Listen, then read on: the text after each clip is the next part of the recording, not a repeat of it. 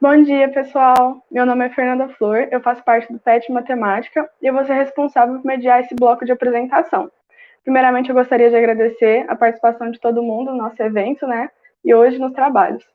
A gente vai iniciar com o trabalho da Ana Lídia da Silva Lício e o título do trabalho dela é Complemento de Espaços Métricos. Oi, gente. Meu nome é Ana Lídia. Atualmente eu estou no 6º período do curso de Matemática Bacharelado. Sou orientanda da professora Elisa. E o nosso trabalho é sobre completamento de espaços métricos. Uma breve introdução sobre o assunto. Um espaço métrico é um conjunto não vazio munido de uma noção de distância denominada métrica. Tal espaço é dito completo se toda sequência de pontos cujos termos se tornam arbitrariamente próximos, que são conhecidas como sequências de Cauchy, for convergente para o único ponto do espaço métrico. Por exemplo, o conjunto dos números racionais com a noção de distância usual não é um espaço métrico completo, enquanto o conjunto dos reais com a mesma distância é um espaço completo. Mais do que isso, é possível provar que toda sequência de Cauchy de números racionais converge para um número real. Assim, o conjunto dos números reais forma um completamento do conjunto dos números racionais. Nesse trabalho, investigaremos o completamento de um espaço métrico não completo e, além disso, a unicidade deste completamento. Com o objetivo de poupar tempo, vamos considerar que o ouvinte já tenha conhecimento dos seguintes conceitos preliminares, porque nosso tempo é curtinho, né? Então, os conceitos são espaço métrico, sequência, sequência convergente, sequência de Cauchy e espaço métrico completo. Lembrando que todas essas definições estão no resumo do meu trabalho. Agora, o teorema do completamento. Vamos mostrar que todo espaço métrico pode ser estendido a um espaço métrico completo. Mais precisamente, podemos adicionar pontos ao espaço M, tornando-o completo. Então, o que é um completamento, né? O completamento do espaço métrico MD é um par M-chapéu de chapéu Φ, tal que M-chapéu de chapéu é um espaço métrico completo, Φ de M e M-chapéu é uma imersão isométrica, Φ de M é denso em M-chapéu. Como exemplo, temos que o completamento dos racionais é os reais. De fato, temos que os reais com a métrica usual D é um espaço métrico completo. A função inclusão J dos racionais nos reais é uma imersão isométrica, uma vez que a distância de J de x e J de y é igual à distância de x até y, e J dos racionais é igual aos próprios racionais, que é denso nos reais. Então, a gente tem que R é completamento dos racionais. Para demonstrar o teorema do completamento, precisaremos do seguinte resultado. Lema: seja M um espaço métrico, suponha que M contenha um subconjunto A tal que A é diferente de vazio, A é denso em M, toda sequência de Cauchy em A converge em M. Então, M é completo. A demonstração está na minha segunda referência, o lema 8.21, que é as notas de aula do professor Vinícius Fávaro, caso alguém tenha interesse. Agora vamos para o nosso teorema central, do trabalho, que é o teorema do completamento. Todo espaço métrico possui um completamento. Então, a gente vai fazer essa demonstração por partes. Para isso, vamos considerar um espaço métrico MD. Primeira coisa que a gente vai fazer é a construção do espaço métrico M-chapéu de chapéu. Defina S como sendo o conjunto das sequências xn contidas em M, tal que xn é de Cauchy. Considere a seguinte relação em S. Xn se relaciona com yn se somente se o limite da distância de xn e yn quando n tende a infinito é igual a zero. É fácil notar que essa relação aqui definida dessa forma é uma relação de equivalência. Defina então M-chapéu como sendo S quocientado por essa relação de equivalência, que é o conjunto das classes de equivalência de xn, tal que xn pertence a S, onde a classe de equivalência de xn vão ser as sequências Wn em S, tal que Wn se relaciona com xn. E vamos definir também D chapéu, de M-chapéu cartesiano a M-chapéu em R, por D chapéu da classe de equivalência de xn, da classe de equivalência de yn, como sendo o limite da distância de xn e yn quando n tende a infinito. É possível mostrar que a sequência dxn y é convergente que a definição de D chapéu independe dos representantes, ou seja, se Wn se relaciona com xn e Zn se relaciona com yn, então o limite da distância de xn e yn quando n tende a mais infinito é igual ao limite da distância de Wn e Zn quando n tende a mais infinito, e é possível mostrar também que D chapéu é uma métrica. Assim, M chapéu D chapéu é um espaço métrico. Segunda coisa que a gente vai fazer é a construção da imersão isométrica φ. Defina φ de M em M chapéu por φ de A, como sendo a classe de equivalência da sequência constante A. Observe que φ está bem definida, pois a sequência constante A pertence a S para todo A em M, né? Uma vez que a sequência constante A aqui é de Cauchy. Além disso, para AB pertencente a M, temos D chapéu de φ de A e φ de B é igual a D chapéu da classe de equivalência da sequência A constante, da classe de equivalência da sequência B constante, que é igual ao limite da distância de A até B quando n tende a infinito, que por sua vez é simplesmente a distância de A até B. Logo, φ é uma imersão isométrica. Terceira coisa que a gente vai mostrar, que φ de M é denso em M chapéu. Seja a classe de equivalência de xn pertencente a M chapéu e ε maior que zero. Como xn é uma sequência de Cauchy, existe n1 nos naturais, tal que se m e n são maiores ou iguais que n1, então a distância de xm e xn é menor que ε sobre 2.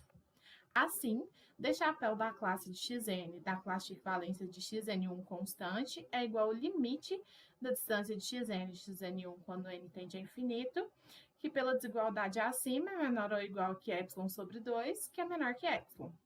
Daí, D chapéu da classe de equivalência xn e φ de xn1 é igual a D chapéu da classe de equivalência de xn e da classe de equivalência da sequência xn1 constante, e por essa última desigualdade aqui, a gente tem que isso é menor que ε.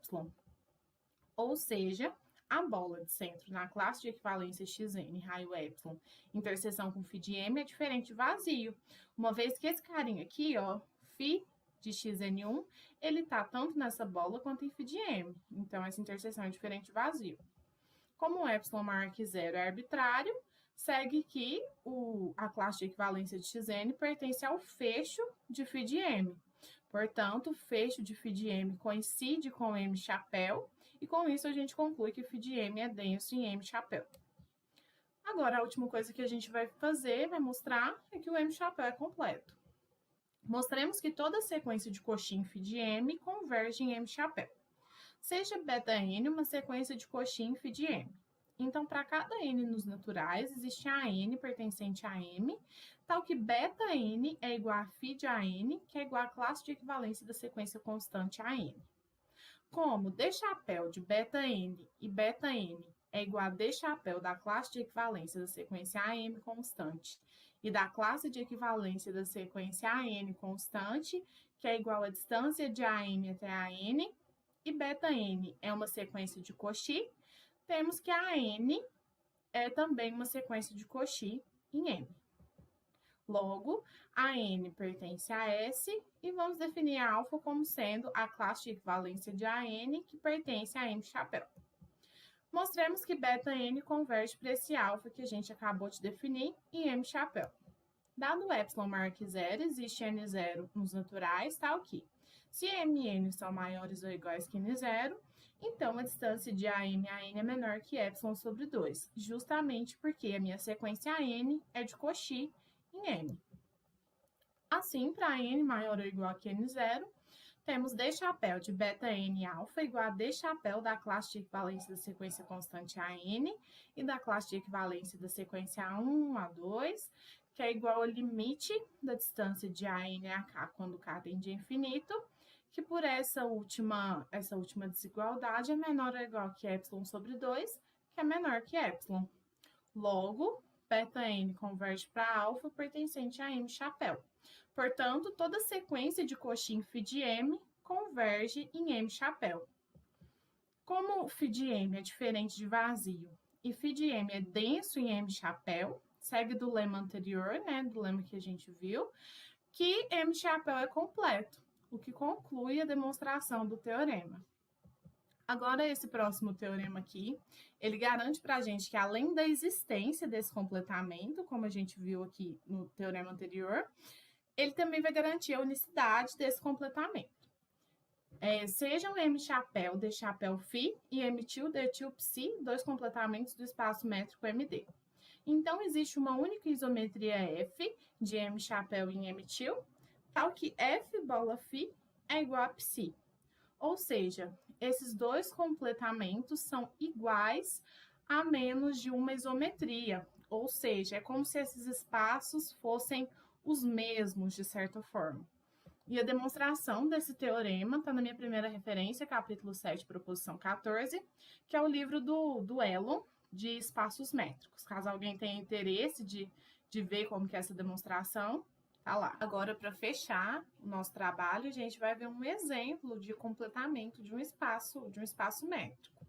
Então, sejam os espaços P01R como sendo o espaço dos polinômios de 0,1 em R, e C01R como sendo o espaço das funções contínuas de 0,1 em R. Ambos esses espaços com a métrica do supremo. É possível mostrar que o espaço dos polinômios em 0,1R não é completo, mas ele é denso no espaço das funções contínuas de 0,1R, que por sua vez é completo. Logo, o espaço das funções contínuas de 0,1 em R é o completamento do espaço dos polinômios de 0,1 em R.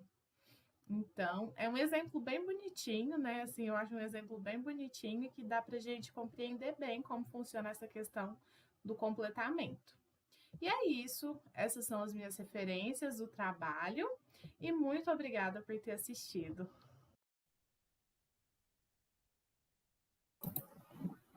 Oi, Ana. Oi, Fê. Parabéns pela apresentação. Obrigada. Agora a gente vai ter algumas perguntas, né? Lembrando que essas perguntas foram feitas por pessoas da área e mandadas antes para os participantes. Bom, Ana Lídia, os espaços métricos completos são importantes em outras áreas da matemática que não seja a topologia? Por exemplo, na área de análise funcional?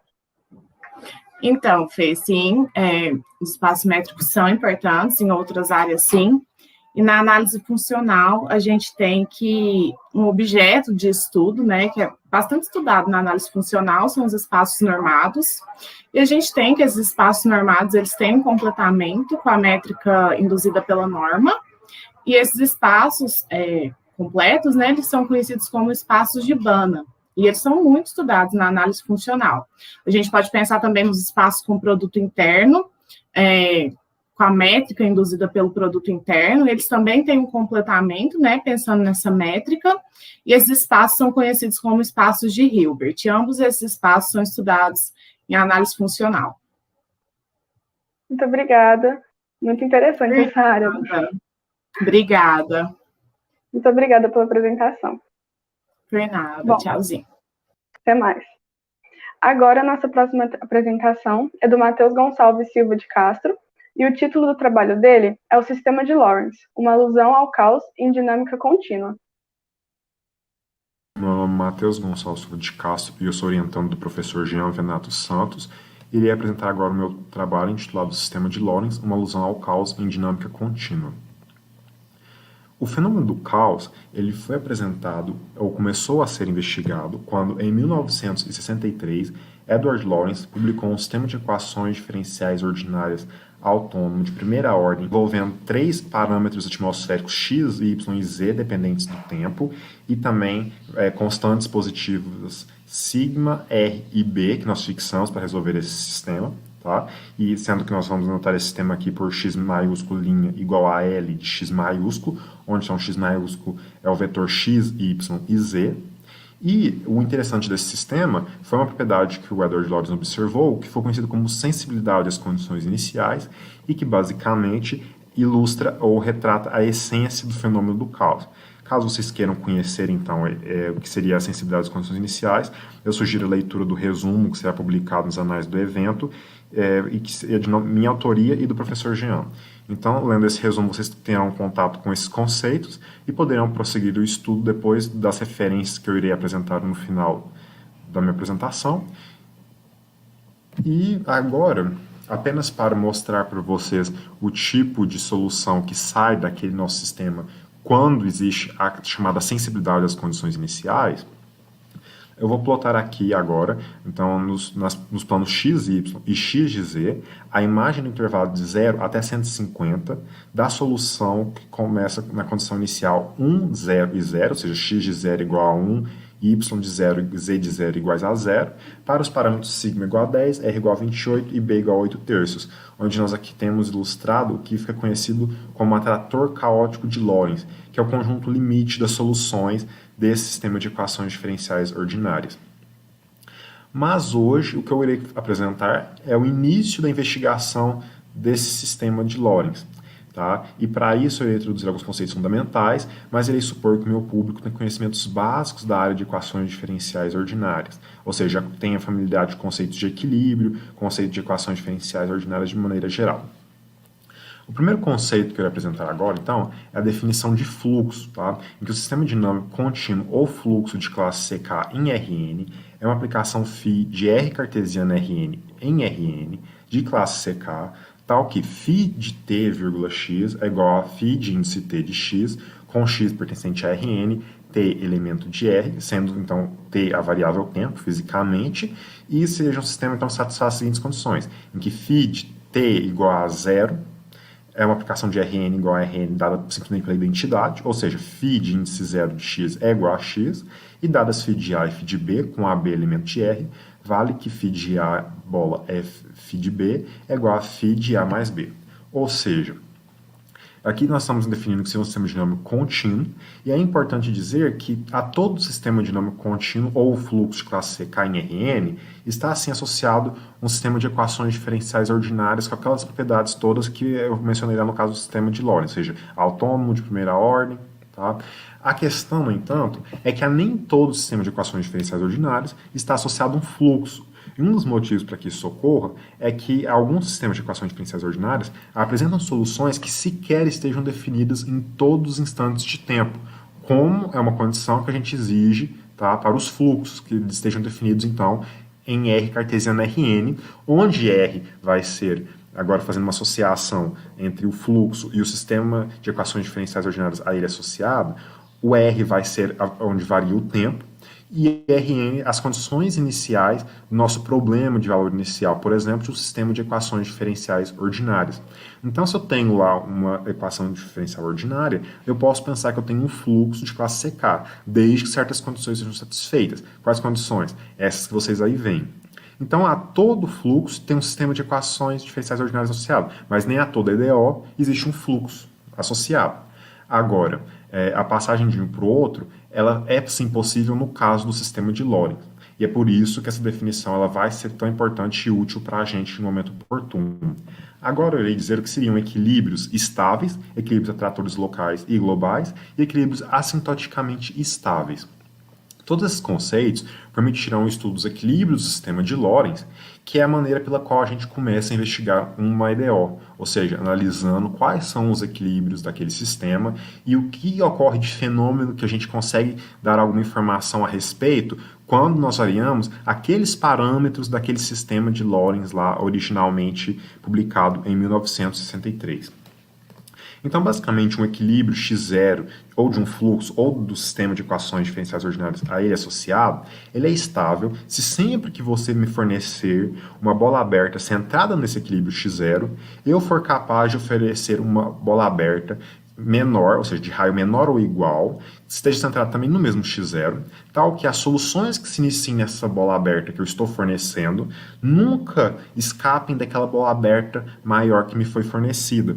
Portanto, a ideia de um equilíbrio ser estável é simplesmente que eu consiga ter o controle sobre o quanto as soluções que se iniciam próximas de um equilíbrio se afastam dele. Já no caso de um atrator local, um equilíbrio que seja atrator local, nós vamos ter que as soluções que comecem em alguma vizinhança desse equilíbrio, ou seja, em uma bola aberta centrada nesse equilíbrio x0, todas as soluções que ali se iniciarem, quando o tempo for para o infinito, essas soluções tenderão a x0.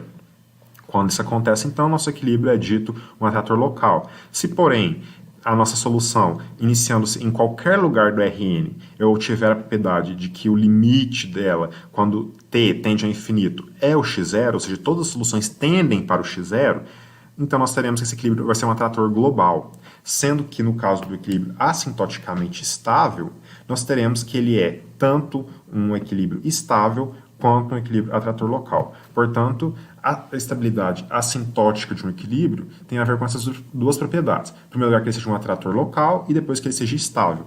E é um fato curioso, é que nem todo equilíbrio estável ele é atrator local e nem todo equilíbrio atrator local é um equilíbrio estável, de maneira que essa definição de equilíbrio assintoticamente estável, ela é sim importante e difere das outras duas. Agora, o caso linear, tá? Eu vou supor que todos já viram em algum momento o caso linear, que é quando o nosso campo vetorial associado lá ao sistema de equações diferenciais ordinárias, ele é dado por uma matriz vezes o nosso vetor x maiúsculo, que representa o elemento de Rn. E apenas recordando então o que seria isso, que normalmente é algo visto nos cursos de EDO, é que um equilíbrio tipo fonte é aquele em que a matriz A terá apenas autovalores com parte real positiva. Tá? Esse é um caso, então, em que o retrato de fase do sistema fica como vocês podem observar aí na figura, e esse é um equilíbrio do tipo fonte. O equilíbrio tipo sumidouro é aquele em que a matriz A possui autovalores com parte real apenas negativa, e o retrato de fase é similar ao que vocês observam aí no momento na tela. Já no caso do equilíbrio tipo Cella, nós temos que a matriz A associada ao sistema de equações diferenciais ordinárias com esse tipo de equilíbrio, ela terá autovalores com parte real tanto positiva quanto com parte real negativa, né? E agora vocês devem estar se perguntando o que acontece quando a parte real ela é nula. Bom, se a parte real for nula e a parte imaginária for diferente de zero, ou seja, nós temos aí autovalores que são imaginários puros, o retrato de fase do sistema é semelhante àquilo que vocês observam aí agora na tela. E aí, pessoal, o caso em que os autovalores são nulos, ou que algum dos autovalores seja nulo, nós iremos ignorar por completo nesse momento, tá? Passando agora para o estudo das técnicas de análise não linear que serão necessárias para estudar o sistema de Lorentz, que é um sistema não linear cujas soluções nós não conseguimos exibir explicitamente, eu irei apresentar a definição de matriz de equilíbrio hiperbólicos, né, em que uma matriz A é de hiperbólica se a parte real de cada autovalor seu é não nula e é estável se todos os autovalores apresentam parte real negativa. E um equilíbrio x0 de um dado sistema é chamado hiperbólico se a matriz jacobiana de f calculada em x0 for matriz hiperbólica. Já a conjugação topológica local, que é um outro conceito importante, diz-nos o seguinte, tá?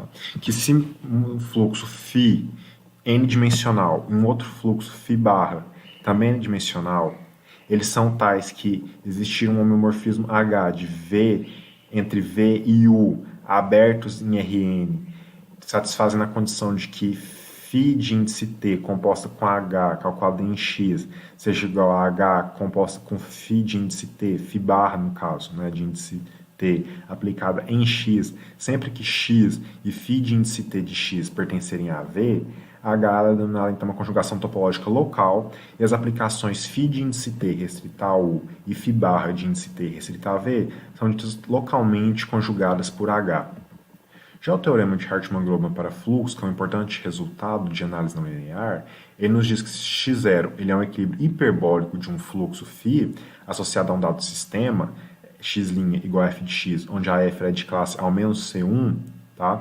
E se φ barra ele for o fluxo vinculado ao sistema linear x' igual a matriz jacobiana de f calculada em x0 vezes x, então nessas condições existe um aberto U e um aberto V de Rn contendo respectivamente x0 e 0, ou seja, x0 é o equilíbrio do nosso fluxo φ e 0 o equilíbrio do fluxo φ barra, que é um fluxo associado a um sistema linear.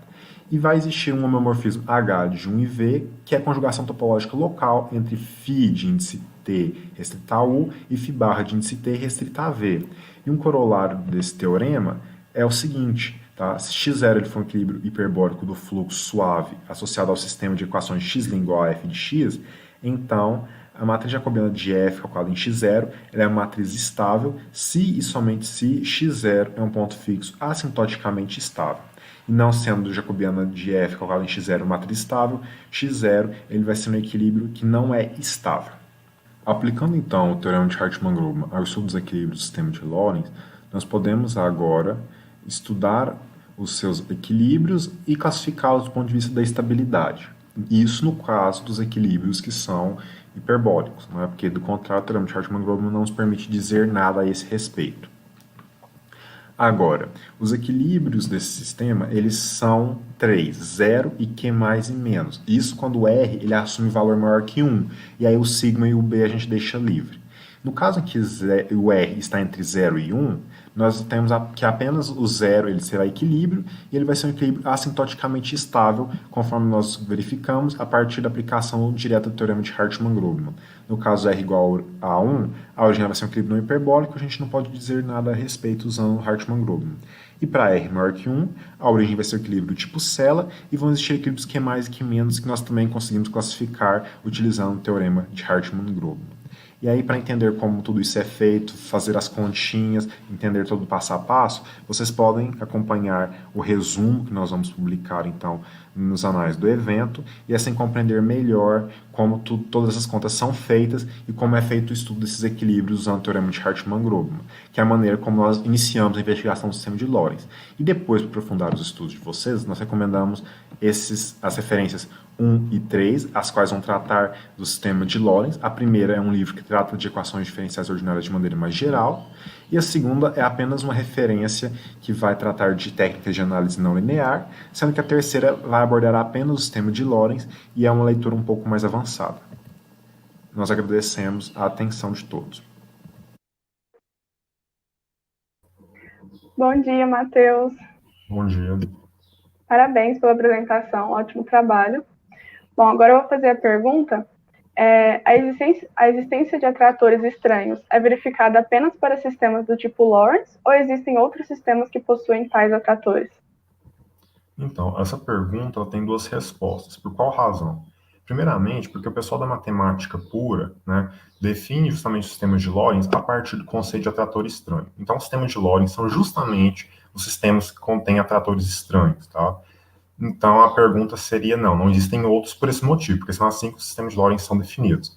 Porém, o pessoal da matemática aplicada usa o conceito de atrator estranho com um pouquinho de menos de responsabilidade, né? Por quê? Porque o atrator estranho, ele traduz uma noção de causa, de sensibilidade às condições iniciais, que muitas vezes físicos, engenheiros e matemáticos aplicados encontram nos sistemas que estão estudando.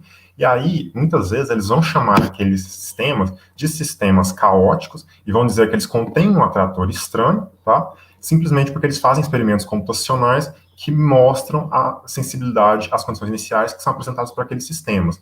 E aí, como exemplo de sistemas, então, que os matemáticos aplicados consideram como sistemas que contêm atratores estranhos, poderia citar o sistema de Shua, o sistema de Chain e o sistema de Rosler, mas existem muitos outros.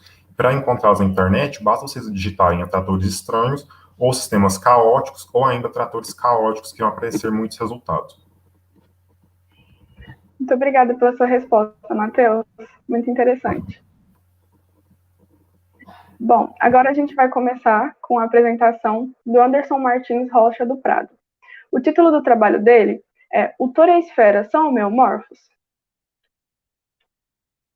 Martins Rocha do Prado, e eu sou orientado pela professora doutora Lígia Laís Fêmea. Eu irei apresentar aqui na nossa mostra IC a seguinte apresentação. O Tor e a esfera são homeomorfos?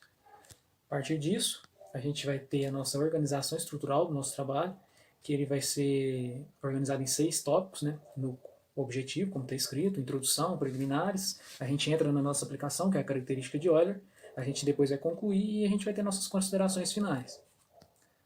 Bom, como objetivo inicial, a gente sabe que a característica de Euler ela é um importante e variante topológico. E o interessante nela é que ela associa aos espaços um número inteiro. Logo, nosso principal objetivo é apresentar a característica de Euler como um invariante topológico, utilizando esta aplicação. No caso, descobrindo assim se existe ou não homeomorfismo entre o toro e a esfera. A partir disso, né, a gente vai para a nossa introdução, que nada mais, nada menos é que a gente sabe que existem vários invariantes topológicos. Claro, a característica de Euler que a gente vai abordar é uma delas, mas podemos também ter as do grupo fundamental, as dos grupos de homologia, mas o propósito desse estudo sempre vai ser o mesmo, dessas invariantes topológicas. A gente vai permitir identificar espaços que não são homeomorfos. E a partir disso, então, a gente começa da nossa estrutura, o nosso trabalho, no qual a gente tem nossas preliminares. Nessa sessão a gente vai abordar alguns conceitos fundamentais, né, que nada mais são do que algumas definições para a gente ter a base para a gente fazer a nossa aplicação. E essas definições e mais sobre elas a gente pode consultar nossa primeira referência. A primeira definição, nada mais nada menos que é sobre o homomorfismo. Então, o que é um homeomorfismo? É uma função que liga x a y, né? No caso, para ela ser um homeomorfismo, ela tem que ser injetora, sobrejetora, ou seja, uma função bijetora, né? Além disso, ela tem que ser contínua e possuir essa inversa também contínua. Quando a gente respeita essas regras pré-estabelecidas, a gente vai dizer que esse x e y são homeomorfos, certo? A segunda definição a gente fala sobre o espaço topológico de Hausdorff, que dados dois pontos distintos A e B de X, né? No caso, esses pontos, esse Azinho e esse Bzinho, que estão nesse X, nesse conjunto que a gente pode dizer, a gente consegue a partir dele ver dois abertos disjuntos, ou seja, essa interseção ela vai ser vazia, com um aberto em A, no caso esse Azão, contendo esse Azinho, e um outro também contendo o aberto B, que no caso esse Bzinho. A gente lembrar também que é relevante a gente ter em mente que todo espaço métrico é de Hausdorff. Dando continuidade, a gente vai ter essa definição 3, que dizemos que um espaço topológico X é conexo se os únicos subconjuntos simultaneamente abertos e fechados de X, né, são vazio e o próprio X. É equivalente a gente dizer que se esse X ele é conexo, A e B são abertos disjuntos, tais que obedecem essa formação. No caso, por exemplo, no caso aqui que a gente está dando como definição, X é igual a A união B. O que isso significa? Ou A vai ser vazio, ou B vai ser vazio. A partir disso a gente tem a definição do espaço topológico, né? Que dado um espaço topológico X, ele é dito compacto se toda família de abertos cuja reunião é X admite um número finito de abertos desta família, cuja reunião ainda também é o próprio X. Em outras palavras, a gente pode dizer que esse X é compacto se toda cobertura de X admite uma subcobertura finita. Tanto a partir desses preceitos que a gente viu, né, essas preliminares, a gente chega na característica de Euler. O que é? Um número inteiro x de p, que no caso é um número característico de Euler, associado a um poliedro, recebe esse nome devido em homenagem ao matemático Euler. Euler escreveu uma carta para o matemático Christian Goubet em 1750, onde ele afirmava que esse número x de p igual a 2 para qualquer poliedro. Só que historiadores depois viram que essa relação foi descoberta posteriormente que não é equivalente, de certa forma, pois a relação de Euler ela é válida para poliedros convexos. Agora, para poliedros que não são convexos, aí é um caso à parte, onde x de p pode ser diferente de 2. Logo em seguida, a gente tem a definição 5, que é a característica de Euler propriamente, que seja um P, um poliedro, e denotemos V como número de vértices, F o número de faces e A o número de arestas, desse P, né, desse P poliedro, o número x de P, o número característico, que é denominado característica de Euler, é dado por V menos A mais F. Ora, a partir disso, a gente vai ter que, para calcular a característica de Euler das superfícies, no caso tório e esfera, a gente vai ter que não apenas necessitar dessas definições, a gente vai ter que ter uma definição de triangularização de superfícies, para depois a gente aplicar essa fórmula que a gente encontrou anteriormente. Então, como a gente sabe que a fórmula depende do número de vértices, arestas e faces, a maneira de calcularmos irá depender de uma triangularização, como eu havia dito. Com esse intuito, a gente define superfícies e triangularização. O que é uma superfície? Uma superfície é um espaço de Hausdorff, compacto e conexo, tal que para cada ponto existe um aberto que o contém e que é homeomórfico a uma bola aberta do R2, certo? A partir dessa definição, a gente vai definir outra, que no caso é sobre superfícies trianguláveis. Uma superfície é triangulável quando a gente pode dividi-la em um número finito de vértices, arestas e faces com as seguintes condições. Qualquer aresta é a aresta de dois triângulos, certo? Dados dois triângulos, existe uma sequência de triângulos começando em um e terminando no outro. de modo que os dois triângulos consecutivos possuem uma aresta em comum. E com isso a gente vai definir o teorema, que é a nossa base para a gente ir para a nossa aplicação, que a gente não vai demonstrar, mas ele está em 2, devido ao nosso tempo.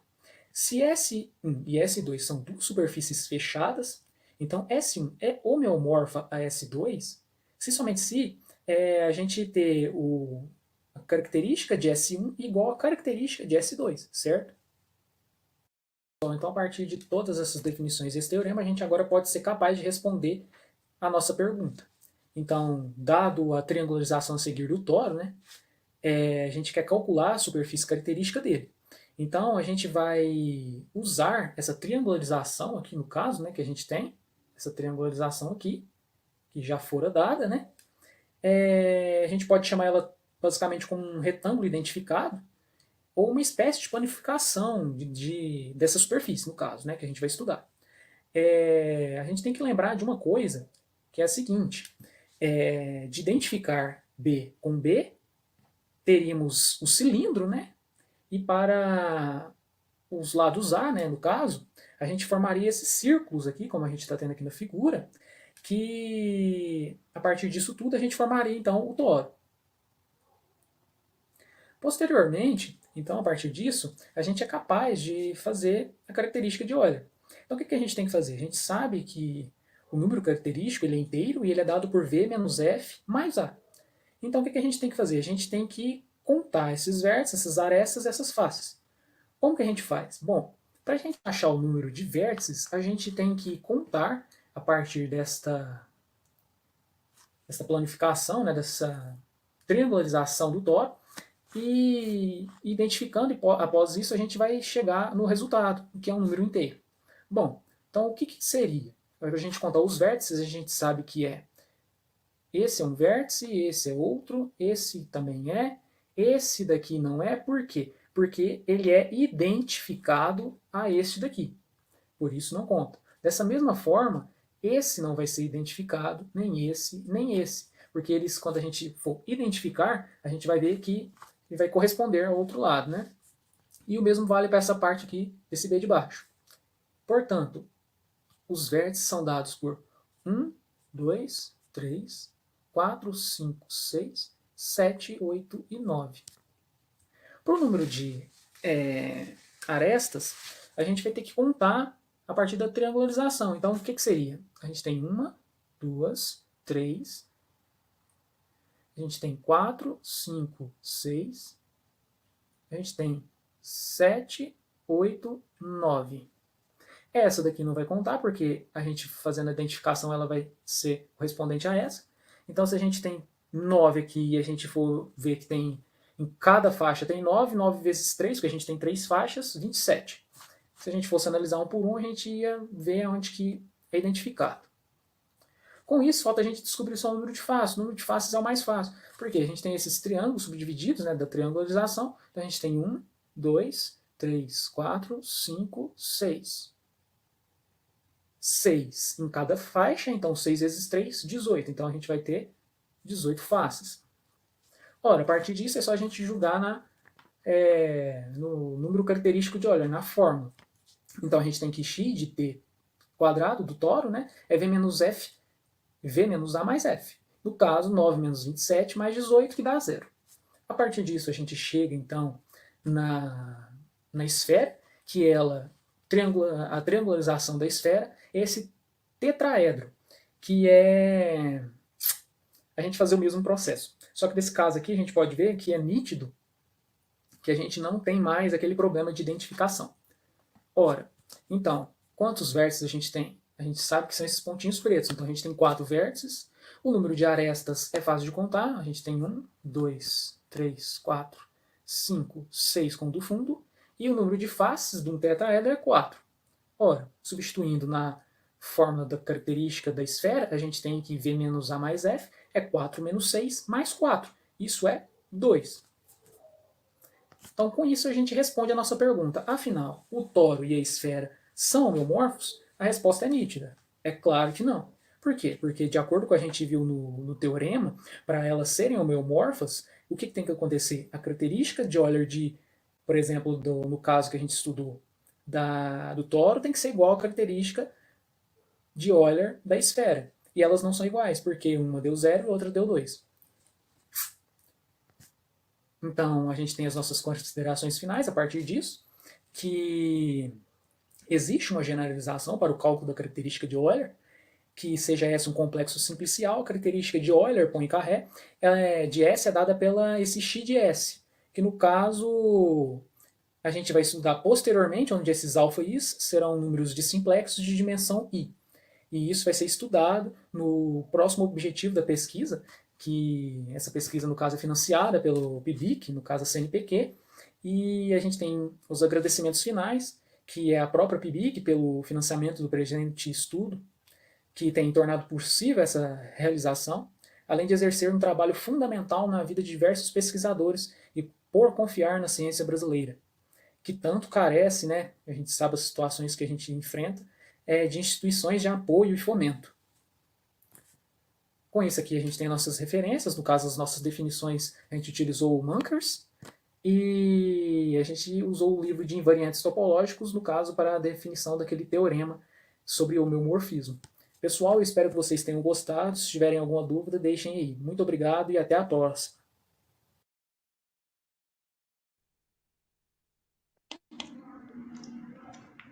Bom dia, Anderson. Bom dia, Fernanda. Bom dia, pessoal. Parabéns pela sua apresentação. Gostei muito dos seus agradecimentos. Bom, vou fazer a pergunta aqui, né? Qual a noção intuitiva quando dizemos que duas superfícies são homeomorfas? Bom, essa noção intuitiva fica mais de forma geométrica, porque a gente pode transformar esses tipos de superfície em outra de maneira contínua. No caso, igual a gente viu as regras, né, as definições, que precisa ser bijetora, além de ser contínua, e a inversa também ser inversa. Um exemplo que a gente pode ver, até mesmo se a gente pesquisar um pouco sobre o homeomorfismo, são, por exemplo, a transformação de uma caneca em um toro. É fácil ver isso, porque, dada a definição, como eu tinha dito, a gente trata de uma objeção. Portanto, cada ponto dessa superfície, por exemplo, uma superfície X, ela faz correspondência a uma superfície Y e vice-versa. Então, sempre tem que respeitar essa lei de formação mesmo. Muito obrigada, Anderson, pela sua participação. Obrigado a vocês. Até mais. Após as apresentações, né, que acabam em torno de 9h45, às 10 horas a gente vai ter um mini curso da professora Laís. O tema é sobre geometria e está muito interessante, então eu aguardo vocês lá. E a gente também está tendo um sorteio lá no Instagram. São 2 prêmios, vão ser 2 pessoas que vão ganhar, então não perca essa oportunidade. E o sorteio ele vai até o encerramento, que vai até amanhã.